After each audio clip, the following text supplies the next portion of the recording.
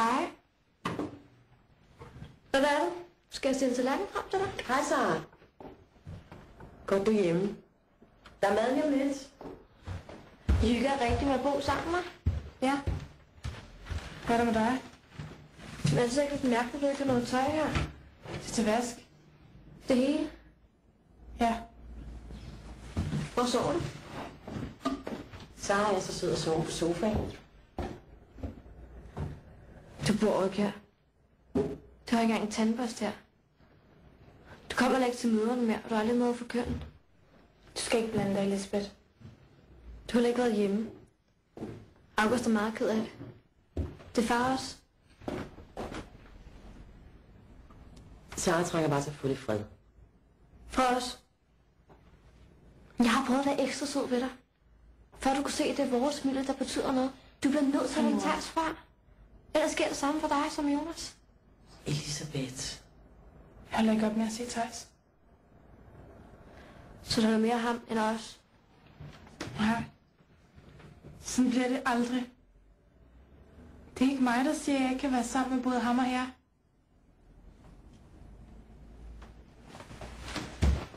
Elisabeth. Jeg lovede. Hvordan du vil være med til, mor.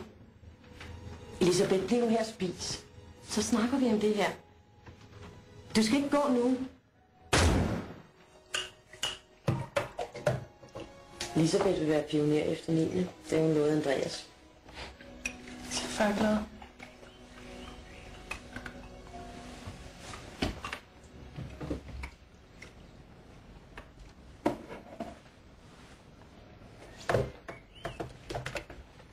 Der er noget, jeg ikke kunne sige til dig før nu. Jeg kunne ikke tilgive Andreas. Mest fordi jeg var kommet i tvivl om vores tro. Jeg var sikker på, at I ville vælge mig. Det var jo ham, der var utro. Jeg havde håbet, at hvis jeg fik jer, så kunne jeg give jer lov til at være med ligesom andre unge. Undskyld. Det er hele min fejl. Nej. Jo. Jeg var så vred på det. Jeg skulle have fortalt dig det dengang. Men jeg turde ikke. Jeg var bange for at blive udstødt. Tak. Det ser lækkert ud. Det dufter så skønt. Værsgo.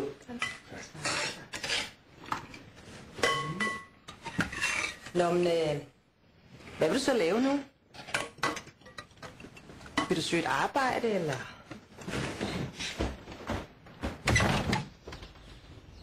Goddag, Theis. Tak for sidst. Er Sara hjemme? Sara bor ikke her. Hun bor inde hos sin mor. Må vi komme ind for? Det passer ikke så godt lige nu.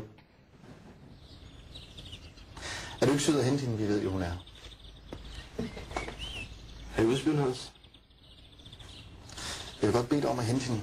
Det er for hendes eget bedste. Vil du være sød at hente hende?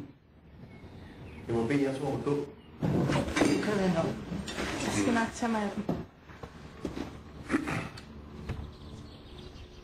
Der var du, Sara. For vi ved, at I bor her sammen. Som mand og kone. Det gør vi ikke. Jeg sover ikke her. Vi generer ikke nogen. Vi vil bare gerne være i fred. Sara, du ved, at den, som lever i utugt, forbryder sig mod Jehovas renhed. Og den, som vælger kødets lyst, vælger sjælens ubodelige ensomhed. Og den, som følger driften i stedet for at følge Jehova, vælger den evige. Så for din egen skyld, så synes jeg virkelig, du skal overveje, hvad du kan miste. Velkommen. Tak for samtalen.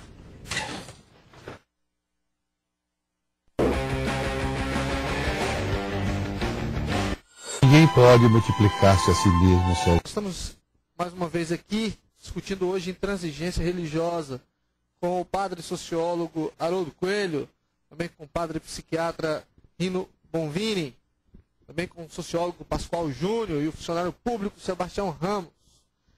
Olha só, Sebastião, eu gostaria que você falasse mais um pouco do que aconteceu contigo. E às vezes as pessoas pensam que você está contra a religião, né? Na verdade, você está querendo esclarecer um fato. Primeiro me diga uma coisa, dentro desse seu convívio, né? Quantas pessoas faziam parte da mesma religião e como é que está esse convívio hoje? Depois que você foi, digamos, expulso. Esse convívio eu fazia parte desse convívio e nós tínhamos relações muito estreitas. Porque mais ou menos 130 pessoas, mais ou menos. 130? Na congregação onde eu me congregava, onde eu me reunia. Mas eu tinha amizade com outras pessoas de outras congregações, que isso é um número que ninguém sabe dizer quantos. No trabalho também tinha outras... O que aconteceu depois que você saiu? Sim, depois que eu saí... Primeiro, todas elas foram comunicadas, o Sebastião não foi mais parte daqui e tal. Como é que é feita essa comunicação? É o seguinte, no dia que vai ser desassociado alguém, já tem acontecido a reunião dos anciãos, né? Eles decidem, né, decretam que aquela pessoa está desassociada, ou aquela pessoa pediu, ou a outra pediu dissociação. Então, a partir daí... Esses anciãos têm quantos anos? Só para eu ter uma ideia. Esses anciãos são os pastores, como são chamados. Mas quantos anos tem esses pastores? Eles podem ter 20 anos, 25, não importa, 30, é ancião. Não importa, é anciãos, né? Bem, só para saber isso. Tudo bem, Aí, então, eles dão um anúncio da tribuna, avisando, né, que aquela pessoa não é mais testemunha de Jeová. A partir daí, não precisa nem sequer falar que eles não venham mais cumprimentar. Mas isso ou na ter sua convívio. presença ou não? Pode ser na minha presença, na presença de caso, familiares. Não, nesse dia, por coincidência, eu não estive presente. Né? Mas familiares, né, pessoas que fazem parte da crença, como uma irmã minha, ela viu isso também. E aí, a partir daí, como vocês mostraram o livro, né, mantém-se no amor de Deus, que é um paradoxo isso aqui, né, quanto as pessoas não podem mais falar com outros. E o Padre Rino, né, ele falou uma questão muito interessante, quando ele falou do fundamentalismo, e o Padre Haroldo, e os textos bíblicos que são aplicados. Quer dizer, textos mal aplicados é que levam isso. O seu pensamento ideológico leva essa intolerância toda. E então, nós não textos estamos... mal aplicados, às vezes, leva a gente a comprar até rede de televisão, né? Pronto. Muito bem. Não estou falando de ninguém, estou só dizendo que leva. É verdade. Então, nós não estamos contra a religião. As testemunhas de Jeová têm que ficar claro aqui, nesse debate. As pessoas que estão nos ouvindo, as testemunhas de Jeová, nós estamos solicitando ao Ministério Público que intervenha no sentido de criar um ordenamento jurídico. A Constituição já diz isso? Diz isso, sim. Então, para que reforçar? Mas, a partir daí que gera um processo, então, se eu conseguir, né, se eu for anistiado, no meu caso, então vai criar uma jurisprudência e as outras pessoas que estão na nossa condição também vai ser beneficiada.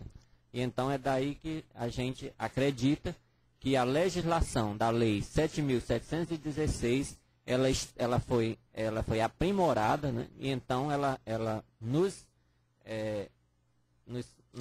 proporciona realmente uma é conhecida como a Lei CAO, Lei 7.716, né? Então lá ela coloca essas questões que é proibir a discriminação tanto racial como o racismo difuso de cunho religioso.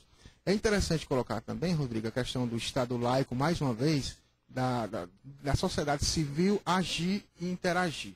Existe hoje em dia, de acordo com o novo Código Civil Brasileiro, toda religião ela passou a ser associação sem fins lucrativos. E essa associação ela tem que ter para seus adeptos os estatutos. Os estatutos eles têm que colocar de forma clara o que a pessoa, quais são os deveres e os deveres e direitos do adepto. E até no caso de exclusão, de expulsão, tem que ser colocado lá detalhadamente por que o membro deve ser expulso ou não. A partir do momento que eles colocam isso e fazem essa questão, e é colocada essa questão, toda a sociedade ela pode reivindicar qualquer forma de discriminação. Está na Constituição e está no novo Código Civil. A Testemunha de Jeová não existe um estatuto falando sobre isso. Não existe um julgamento justo. Nós somos julgados às escondidas por pessoas que, na maioria das vezes, não são preparadas para determinado tipo de... e são orientadas.